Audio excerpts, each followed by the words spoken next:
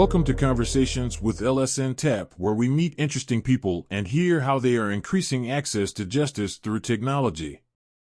Here's your host, Shelley Reed. Thanks everyone for joining us today. We're here with Sonja Ebron of Courtroom5, and we're going to learn a little bit about Courtroom5's story. So Sonja, I wanted to talk to you. How did you get where you are today? So I'm a senior citizen already. That's a loaded question, right? We got to go back a while. Just very briefly, I was born and raised here in Durham, North Carolina. Both my parents were college students at the local Black college, North Carolina Central. Got some good friends there today. And so education was a big deal in our family. Both my parents were scientists, and so I sort of gravitated towards math and science, and went to the local college in Raleigh, right, North Carolina State. I didn't want to get a job after graduation, so I went on to graduate school. Still didn't want to get a job. I mean, I worked a little bit in the industry. I was an electrical engineer, and so I went on and did a doctorate down in Florida. Had a really great time. Got ushered into teaching. Loved it very much. But I'd always been an entrepreneur at heart from my teenage years. I was out selling stuff door to door in the neighborhoods. And entrepreneurship just sort of stole me repeatedly away from academia. So I started my first real business on my first teaching job, got sucked out of that. When it failed, I went back to teaching, found another entrepreneurial venture, got sucked out of that. And so I went back and forth between academia and entrepreneurship. Finally gave up on academia and just, stuck to entrepreneurship. That's where I am today. I'm always looking for big problems to solve, and so here I am. So, I know that you're a serial entrepreneur. So do you want to expand, give our audience a little bit of where, what your earlier ventures went into, or would you like to jump on into Courtroom5? I had three ventures actually in high school. I won't spend a lot of time there, but junior achievement was just a fantastic introduction to the space. Again, my first teaching job, real teaching job, after college, I got into solar energy. I'm an electrical engineer, had never learned a lot about it as a student, but I raised some money as a faculty member to build a lab, solar energy lab. And I fell in love with it and saw an economic opportunity, entrepreneurial opportunity. And so, jumped out into selling solar cells for recreational vehicles. This was Florida at the time. And so there was a specific problem there. Anyway, I got dragged out of that fairly quickly because there were global opportunities in solar energy development. And I caught a ride with a cabinet member, U.S. Energy Secretary, and started touring the world and did some solar energy work that way. When she lost her position in government, I lost my business essentially. And so went back to teaching. That was a lot of fun. Years later, still teaching, I found an opportunity again to do some work in deregulated energy. It didn't take off. Deregulated energy didn't take off the way I wanted to, but I spent about 10 years trying to push the ball up a hill, right? Did some really good work in Georgia. Again, the market just did not expand the way we expected to. And so I went back to teaching again. And along the way, ran into the problem of access to justice. I was personally affected by it. Had nothing at all to do with anything I'd studied in college or anything I'd taught, but it was a problem that I recognized and wanted to solve. And so that's the story of essentially of Courtroom5. So I want to dig into that a little bit more. How did you meet your co-founder, Deborah Sloan, and maybe expand a little bit on that personal experience of what inspired you to create Courtroom5? So that's a long story, but I'll try to keep it short. Met Deborah at a card game, a Christmas card game. It's been almost 30 years now. And I was actually on my way out of entrepreneurship, a failed entrepreneurship experience back into academia. But I met Deborah and we became really fast friends. We ultimately got married. We'll be celebrating 25 years this July, I think it is. And so, but anyway, that's how I met her. Years later, we discovered that we were both having these issues around access to justice, right? Separately and ultimately together, we had just issues with the courts, right? And we had independently learned how to handle ourselves in court But along the way, realized that there were lots of people who didn't have our educational advantages. Deborah's a PhD librarian and information scientist, and just brilliant. She's the brains behind the business. But we decided that we had learned enough about representing ourselves in court, and we saw a number of people, frankly, who looked like us, who didn't have the ability to do what we were doing for ourselves in court, and we just decided to solve the problem. So, what are some of the challenges that you have faced along the way? In building Courtroom 5, oh, come on, it's innumerable. We'd be here all day. It's a startup, it's a tech startup. And so neither of us are lawyers or have any legal background, frankly, outside the courtroom. And so I think, we got started just by sharing our experiences online, right? For people who didn't, again, have the experiences that we had, hadn't learned what we had. We wanted to just share, hey, if you run into this situation, here's what we did. If you run into that, or here's what this term means, here's what that procedure means, et cetera, et cetera. And we got lots of feedback, right? Well, this is what happened to me. And well, how would you handle this situation? And so ultimately, we started developing tools to help people do certain things. First, it was like, here's a filing cabinet online to store the things that get filed in your case. So you don't have to look through your cardboard boxes for hard copies, right? And it developed from there. There's legal research tools, there's fact pattern analysis tools, there's document assembly, there's a decision tree, if you will, about what to file, under certain circumstances, and all automated, right? We had a small and continue to have a very small team. So we wanted to make it just sort of self-serve. And that's sort of the way Courtroom 5 grew. But the challenges were, although I'd done entrepreneurship in the past, I'd never done anything like this. This is a huge, really huge undertaking. Frankly, had I known how difficult it was, I might have rethought it at the time. But nonetheless, we've had to learn as we developed. Entrepreneurs will tell you that building something new, building a startup, is like jumping out of an airplane and building the parachute as you go down, right? And that's sort of where we are. So we've had to learn how to fundraise. We've had to learn how to hire, right? We've had to learn just the basic mechanics of fast-growing startup, right? What to focus on any particular day, any particular quarter, just the planning process, allocating budget as necessary. Everything, essentially, has been an experiment. Marketing has been particularly challenging for us, finding the people who are looking for a solution like we've built, right? There's not another Courtroom 5, and so we don't have a way to say we're this for that, right? So anyway, that, as I said, I could go on a lot, but we've had to learn our lessons, some very difficult lessons along the way. Everything has been difficult, but it's, you wouldn't do this to build, I don't know how people build dating apps. I mean, it's so boring, right? Right? You have to do it for something that you really care about. Otherwise, it just won't work. And so we take, the learning cycles really as great experiences to build on and move on to the next thing. It's been fantastic experience for both of us. That's awesome. And I can just hear the enthusiasm for the whole process in your voice, which is, I relate to because I love what I'm doing. So when you love what you do, it makes life and everything else so much easier. But I wanted to go back a little bit. You've talked a lot about the problems and the discouraging times, but were there any successes along the way? I think the first time I heard of Courtroom 5, I think was in relation to the Startup Alley at ABA Tech Show. So I wanted to explore. No, Doubt it. No, I don't think yeah. I don't think we've done that. Don't think we've done ABA Tech Show, but done a lot of other things. And so there's been some good press for sure. But in terms of just successes, I mean, every day feels like a success, frankly. We get a lot of feedback from the people who we serve and, get to experience some of their successes with them vicariously.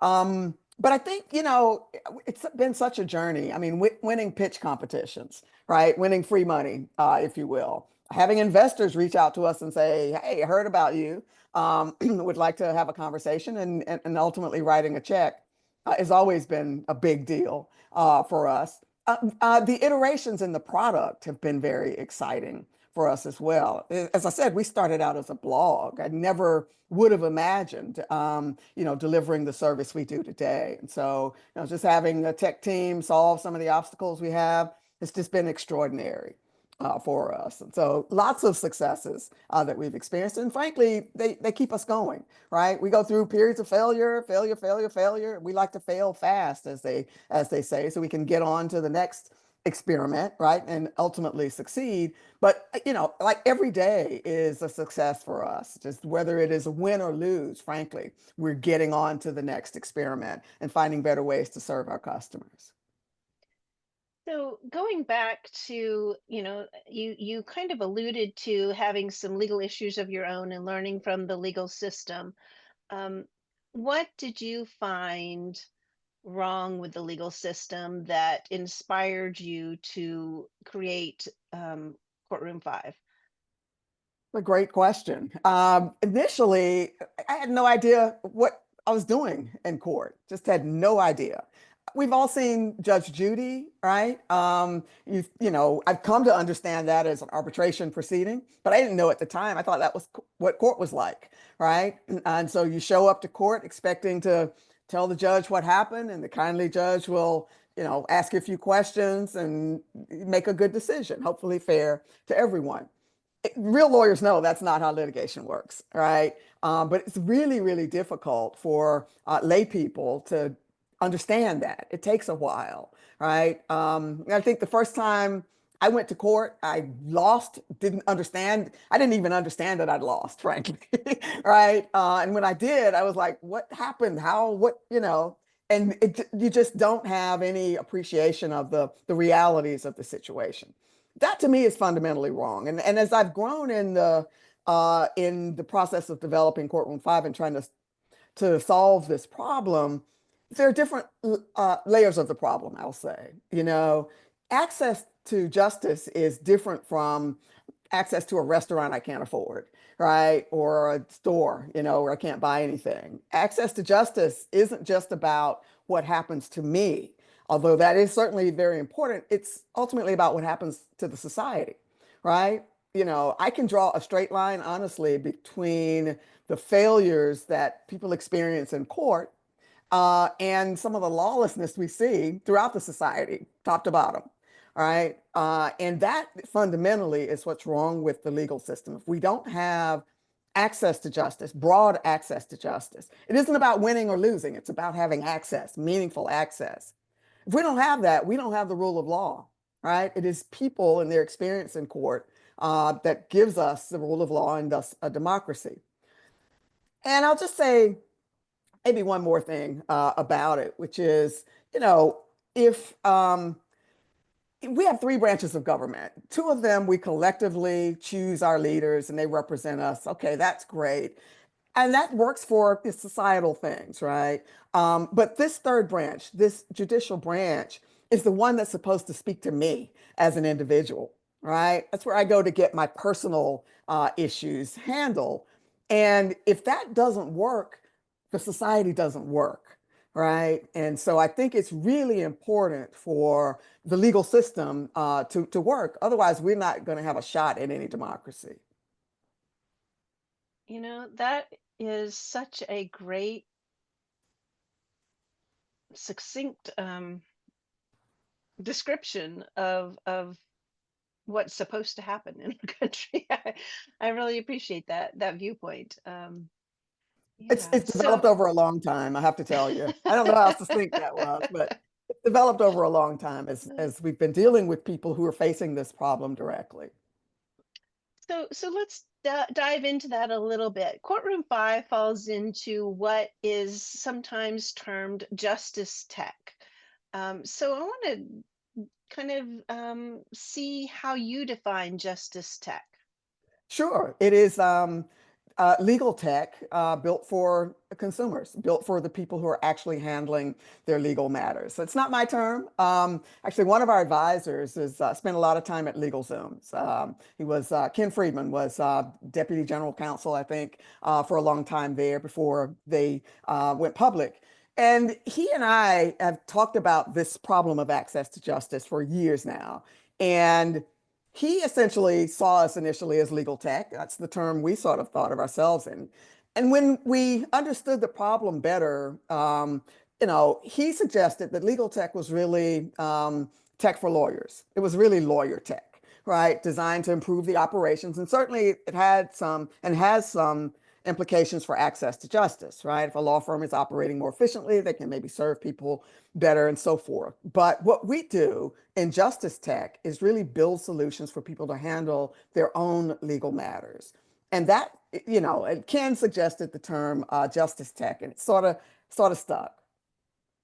I think that's a great description. So that's a great time to segue over into Courtroom 5, and let's delve into how Courtroom 5 works and what are the benefits for its users. Fantastic. And so the best way I think to do that is to talk about justice tech writ large. We're not the only justice tech provider. There is a trade organization I'm happy to have helped get off the ground, the Justice Tech Association. We've got dozens of organizations, nonprofit, for-profit, that are building solutions for consumers to help consumers handle their own legal matters. Everything from traffic tickets to criminal record expungement. It's across the board. And so, in that context, Courtroom 5 focuses on the more serious types of litigation. We wouldn't help you with your eviction or your small claims case, certainly not a traffic ticket. We're built for folks who are having to see a judge multiple times, having to file a lot of technical legal documents, that sort of thing. So, home foreclosure, debt collection, right? Some of the more serious claims. We've got folks handling wrongful termination in federal court. I mean, it's across the board. And so essentially, what we do is help people at any point in their case decide what are some reasonable options to consider, right, procedurally, and then to execute on the procedures they decide. And I can tell you a lot more about that, but that's essentially what we do. And then it's backstopped by some personal human services. All of that is automated. But if you need to practice for an upcoming court hearing, we help people understand oral argument is not what you wrote down. You're not going to go to court and read your document, right? And so we can help people just get a better oral argument, prepare for that session better. We also have a small network of lawyers offering limited scope services. So if you want somebody to review your document before you file it, we can't do that for many reasons, but we do have a network of lawyers who are for a fee willing to just quickly peruse and give our users some feedback, give them legal advice on a phone call, that sort of thing. And so those are, in short, just what Courtroom 5 does for folks. It's really interesting. And is Courtroom 5 available to users across the country, or are you just available in a small location? Everywhere. We've served at least one person in every state and some of the territories as well.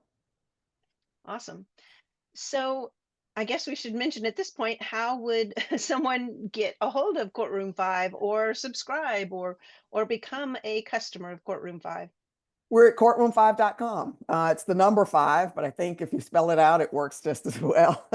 Courtroom5.com. You can learn about, how the solution works, whether it's appropriate for you, and then sign up for one of our plans.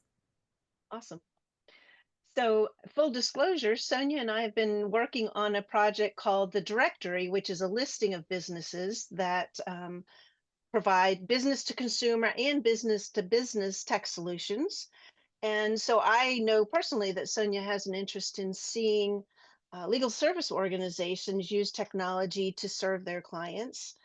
So I wanted to ask you, Sonja, how can legal aid and nonprofit organizations harness the power of Courtroom 5 or other justice tech for their clients?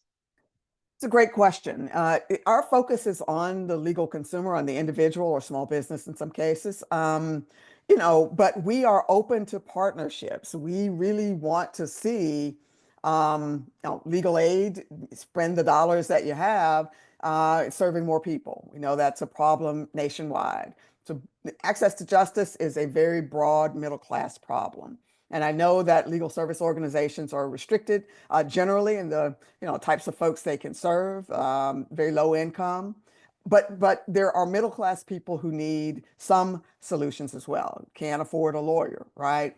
Justice Tech can help them, particularly those of us backstopped by lawyers, right? It's sort of comprehensive solutions there. But I'd love to see more organizations who are providing legal services experiment with limited scope. It's been a very risky, and I understand the issues involved. Limited scope is full of risk. And I'm an engineer, an entrepreneur. I run towards risk, right? That's where the opportunities are. For me, I understand from working with lawyers that risk is something you all run away from or work to avoid. In this day and age, particularly for those providing free legal services with federal funding, there's no riskier place to be. I'll just be frank about that, right? I want to see legal aid be around in 2030, 2040, et cetera. And so for folks who are thinking about partnering with justice tech organizations as risky or thinking outside the box at all as risky, I understand. But it is time to do that. There's not a riskier place right now than the status quo, right? And so, yeah, I would just encourage folks to think about ways to partner with us. We have ways to turn an advocate doing full representation into someone who can serve 20 times as many people, right, with limited scope services using technology like we've built. So, there are many opportunities to partner with us. This is one example, but it is time to start thinking outside the box, I think, for legal aid organizations. So for legal service organizations, what what are your thoughts on how they can change the community to embrace justice tech better? I mean, do you have any thoughts on what they need to do to start making this change? Reach out. We can find ways to partner, right? But I think the directory that you referred to earlier, the Justice Tech Directory, is a good place to start. I think our goal there is to identify and vet, to the extent we can, good justice tech providers, folks who are doing some work, who have a background, right? And I know at the Justice Tech Association, we vet our members. We make sure that these folks are on the up and up and doing some good work, but not everybody's a member of JTA, and that's fine. The Justice Tech Directory is a way of including them and just providing some information that LSOs might use to decide who to partner with. Some of us are nationwide. Many of us are more geographically restricted. It's an international organization. But nonetheless, there's very likely someone to partner with in that directory. And if, an organization is interested, if an LSO is interested, it's worth spending some time on that directory and just, making some contact and seeing what can happen. And for the audience, anyone who may not be familiar, LSO stands for Legal Service Organization. So that's what Sonja is referring to when she says LSO. Um, so, what would you say to someone who is struggling with legal issues? What would be the advice, or not necessarily advice, but what would be your recommendation to them if they have legal issues? They may not even realize that they're legal issues, though. How would someone go about finding one of these tech solutions? Yeah, it's a fantastic question because most people struggling with legal issues, as you indicated, don't know necessarily that they have a legal issue, that the law has a solution. And that's, when you asked earlier what's wrong with the legal system, that's number one, right? We should all be educated on what the law can solve for us, right? But nevertheless, for someone struggling, hey, if you can afford a lawyer, get a lawyer, right? That's number one, right? And lawyers, I know from our corporate experience, are really great at helping you determine whether the issues you have in your life are legal issues or not, right? So that's number one. Have a conversation with a lawyer, whether you can, pay them a retainer and go down that process or not. Just have a conversation and find out if the law provides a solution for your problem. If you can afford a lawyer, get one. If you can't, legal aid is a great next call. And again, most people know these things. Once they figure out they've got a legal issue or something that can be solved with the law, they know to call legal aid. And unfortunately, legal aid has very strict parameters on who they can serve, right? We're turning away, most of the folks who call. Then it's time then to find other solutions. Don't talk to your uncle's cousin, right? A lot of folks go that route. Google, ChatGPT have really good solutions. They know we exist, right? They will point you to some of the technical solutions, technology solutions that might be able to help. I'd love to see the Justice Tech directory that LSN TAP is hosting be more consumer friendly, right? More available to people. We're working on that, right? But certainly there are technology solutions that might be helpful for people. And we'd like to see people make the search for those. Awesome. And I'll be sure to put some links in the comments, below this recording of how to find your state and local organizations that can help. But that's a really great, some really good information on where to start. So I appreciate that. Now, if someone is interested in learning more about justice tech and how justice tech can help reduce the justice gap, how would you recommend they reach out? Right. The Justice Tech Association is really the hub of the ecosystem there. And so it's at justicetech.association.org.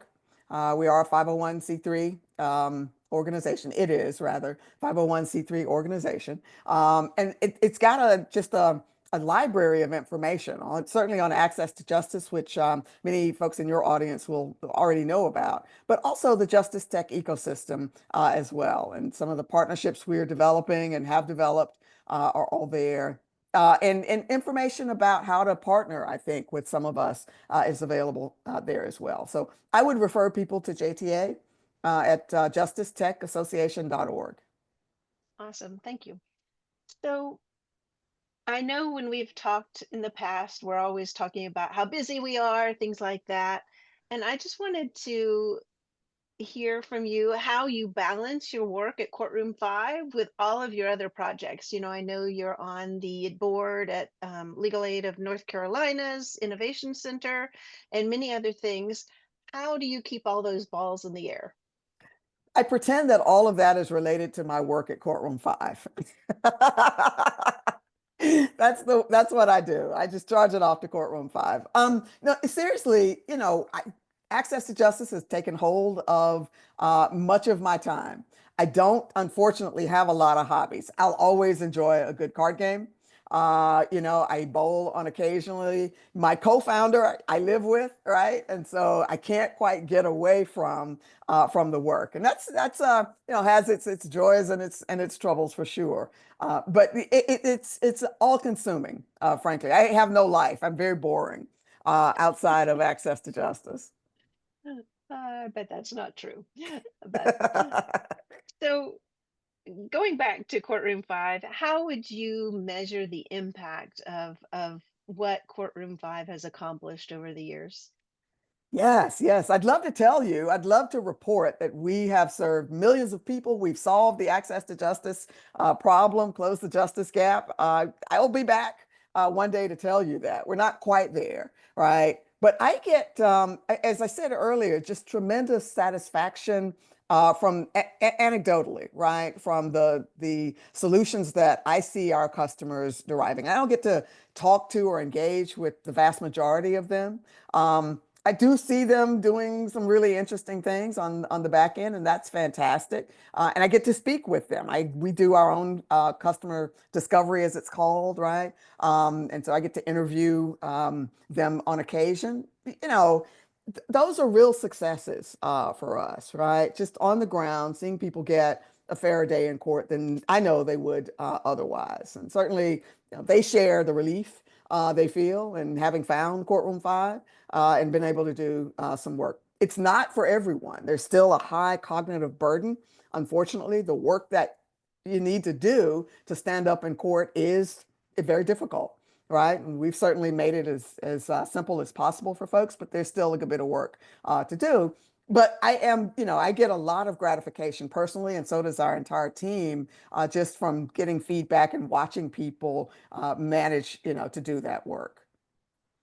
Is there a particular story that touched you or let you know that you were on the right path with Courtroom 5? Ah, I remember a woman saying we helped her save her home, and she was fairly late in the foreclosure process when she found us. She actually, as I recall, had received a motion for summary judgment, didn't know what that was, right? And finally went looking for help. And so we were able to sort of help her respond adequately to that, and then put her case on the right track, right? As I recall, the litigation ended in a settlement, but it's one where she didn't have to give up her home. I think she got some sort of loan modification or something like that. I remember that as the first real incidents where I actually saw the person, spoke with the person, right? And we'd been in business for some time then, and so I knew that other folks were having some successes, but that was the first one where I actually got to talk to this individual, and she cried a little bit. She was just really, really obviously grateful, right? We hadn't done the work. She'd had to do all the very difficult work, but she was really happy to have been able to do that because she had started with a lawyer. And the lawyer withdrew after she couldn't pay him anymore. And then she got, tried to do what she could and ran into some difficulties. So anyway, I remember that as the first one. But frankly, we get those sorts of stories fairly often. She's not the only person that has cried in my presence on it, and that's just really wonderful. But it's been across the board, right? And again, this is not a solution for everyone. Not everyone's willing to put in the work that's necessary. But we're awfully happy to hear and to see people do what they can in their cases and to get some better outcomes. But yeah, so definitely, I understand the relief that that client would have had in that process. So absolutely think that that would be a great example of the impact. You have to take into account the tremendous default rate in debt collection, in foreclosure, and many other of these matters. And I think the bar prosecuting those kinds of claims depends on it, right? And so cases get handled in a way that often assumes that there's nobody on the other side, right? And so when you have a defendant in this case who is properly responding to what's happening, you often blow the economics on the other side, just blow them out of the water. If you get a debt collection claim and you just file a motion to dismiss, chances are the debt buyer who has sued you just lost the economic value of that claim just by having to respond to it, right? And so there is the law and there's the procedure and there's, merit and all of that. And then often they're simply showing up, right? That gets you a better deal than simply defaulting. That's something that I've been shocked, frankly, to find, right? That it really doesn't take much to get a fair outcome in a case, right? But many people I wish more people understood that, I guess. Yeah, well, and that's also an issue that our court system needs to address. There have been studies that have shown that during COVID, when the people in a case were allowed to pick the day and time that they were available for the next step of the case, Right. they were showing up. That's right. Um, That's right. Yeah, and that's that's a exactly very right. simple thing, so we're kind of veering away from Courtroom 5 here, but I mean, in Not a at way, all. it's all related. It So is. I mean, there's so many issues that we can spend a lot of time on this, Shelley, for sure, because I can rant about the failures of the court in this regard. But there are oftentimes people sued for debt collection who never are or never even served, right? They find out they have a debt collection judgment when the check is short, their wages have been garnished, right? That is something, and frankly, I think courts know this is happening. It's something that they should do something about as well. It's just the incentives are lined up for people to lie, right, and to misuse the system to abuse folks who don't have any recourse. And so courts have a lot, can stop rubber stamping some of these cases. Yeah, it's certainly something that we need more advocacy and education on. Um, so, yeah, I mean, absolutely, we need to find better ways to educate the public. So, Yeah. Courtroom 5 is a great service. So, this is a good way to talk about now what are your goals and visions for the future of Courtroom 5? I want everyone who has an issue with courts to take it up. It's a very simple, simple goal, right? I want to kill the default rate, right? That's number one. People should be aware that they have rights that they can enforce in court. It's a little outside of what you would expect for a startup company to have as a mission, but that's my goal. That's the company's goal, right? Let's just start there. Let's kill the default rate, right? I think it's 95% in debt collection. People just know they can't get a fair hearing in court, so they don't even bother, right? That's if they're served, okay? And so I want to, with the technology that's available today, um, at some point, I'd like to see Courtroom 5 alerting people that a claim has been filed against them, whether they're served or not. I want to let them know, right? And let them know that help is available. We're not there yet. But I want to see our democracy work better, right? And I think that our courts, we're seeing right now, in fact, that our courts are sort of the bulwark. And they are fundamentally the bulwark in any democracy. It needs to be a stronger bulwark, right? And so we're going to try to make that happen at Courtroom 5. That's really awesome. Yeah.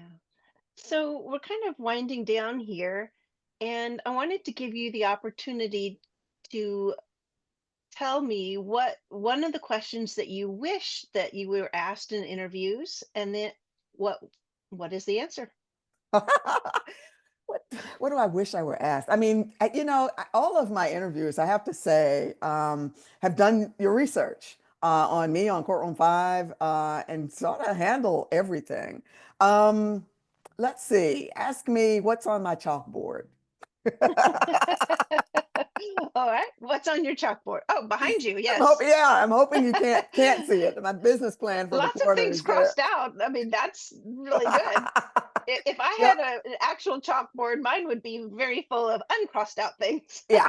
Well, it started that way, obviously. There's a lot that's getting moved along, and so I won't answer that question. It is proprietary. I'm hoping you can't zoom and see too closely, but yeah, this is a very busy chalkboard. Our team is entirely remote, I should say. We did the office thing for a while and just didn't work with anybody's lifestyle. We're actually far more productive outside, and so I'm actually in my home office. Love it. That's a chalkboard that it's really, really old one.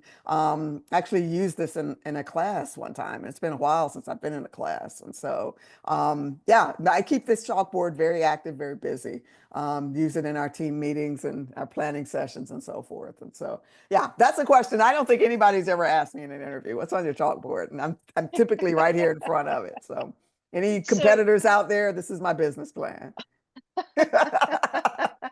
so it looks like it's set up in kind of a Trello format or, Mhm. a Yep, that's swim fair. lane kind of thing. Yep. So definitely using, lean principles and things like that. That's right. That's right. We have to. We're forced to. We have to keep it lean and focus on, the things right in front of us. A few things far off. But yeah, it's about just moving through each day and each quarter. Awesome. So you have lots of great ideas and plans. How can people support Courtroom 5 or help maybe get involved with your mission? Sure.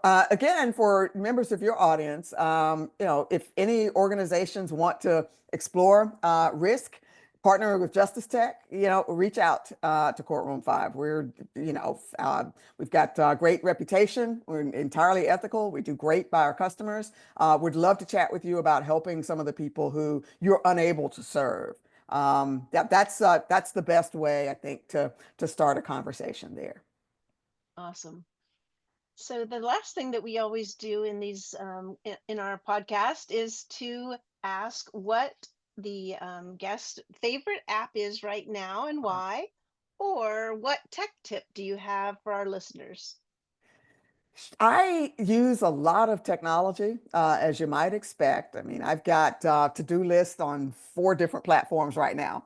All right. My favorite app, though, and this has been true for a good long time, is pen and paper. Literally pen and paper. I've got my bullet journal here, right? Always with my pencil and eraser, and I keep it busy. I start a new one every year. I did a actually peer-reviewed research years and years ago, my academic days, showing that people retain information and use it, connect the dots better when they actually write it down.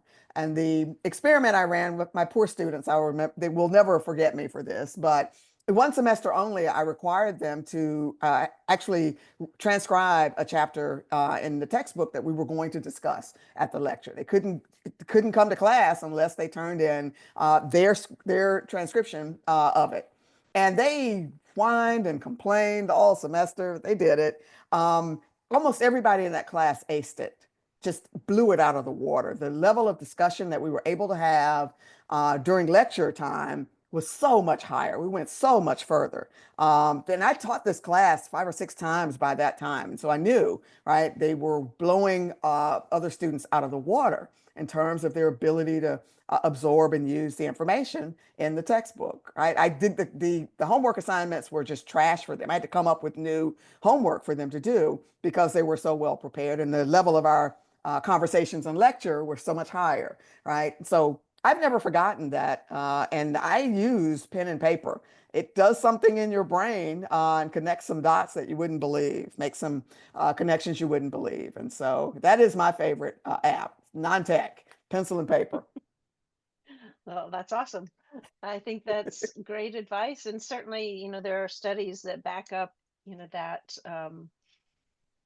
you know, your your observations of that class. So that would be really interesting. It'd be interesting now to be able to go back and find those students and see if it had long-term effects. Are they still doing things like that? I'm actually in touch with a couple of them from long ago. They're far in their careers right now. They will never forget it. They still complain about it, but they understand the value of it. And I think probably if you ask them, their favorite app would be pen and paper as well. That's really awesome. So, well, thank you so much. I really appreciate learning a little bit more. I go into these the podcast thinking, that I know something about the companies, but I always learn something new, and so it's always fun for me to hear. It was always also great to hear a little bit more of your story and, your thoughts on many things. And I think it's great that Courtroom 5 is out there because we do definitely have an access to justice issue, and I think Courtroom 5 is one of the ways that we're kind of leveling the playing field for people who don't have access to lawyers. And as a lawyer, sometimes we are some of the problem. So I will readily admit that. So thank you so much. Appreciate it. Any last thoughts that you might have for the audience? Yeah, absolutely. I really appreciate your advocacy, Shelley. Thanks, first of all, for having me on, but also for advocating for Justice Tech and for technology at Legal Aid. I really, you've been a champion around that for many years. Just really grateful for what you do. Well, I appreciate that. And I hope you've enjoyed this episode, and we'll see you next time.